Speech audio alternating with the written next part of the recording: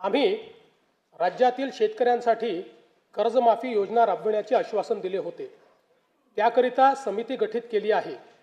राज्यातील 30 सप्टेंबर 2025 रोजी पीक कर्ज थकीत असणाऱ्या पात्र शेतकऱ्यांना 2 लाख रुपयापर्यंत कर्जमाफी देणारी पुण्यश्लोक अहिल्यादेवी होळकर शेतकरी कर्जमाफी योजना मी आज जाहीर करीत आहे।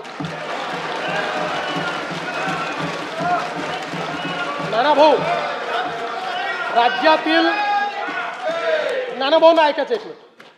राज्यातील 30 सप्टेंबर 2025 रोजी पीक कर्ज थकीत असणाऱ्या पात्र शेतकऱ्यांना 2 लाख रुपयापर्यंत कर्जमाफी देणारी पुण्यश्लोक अहिल्यादेवी होळकर शेतकरी कर्जमाफी योजना मी आज जाहीर करत आहे। जे शेतकरी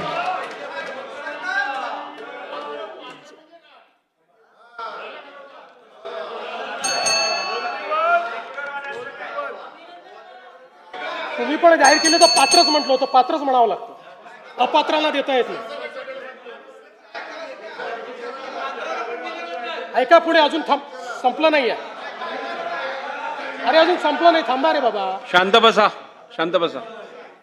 जे शेतकरी कर्ज घेऊन नियमित परतफेड करतात अशा शेतकऱ्यांना प्रोत्साहन देण्याच्या हेतूने नियमित कर्ज परतफेड केलेली असल्यास अशा पात्र शेतकऱ्यांना 50,000 रुपयापर्यंत प्रोत्साहनपर लाभ देण्यात येईल।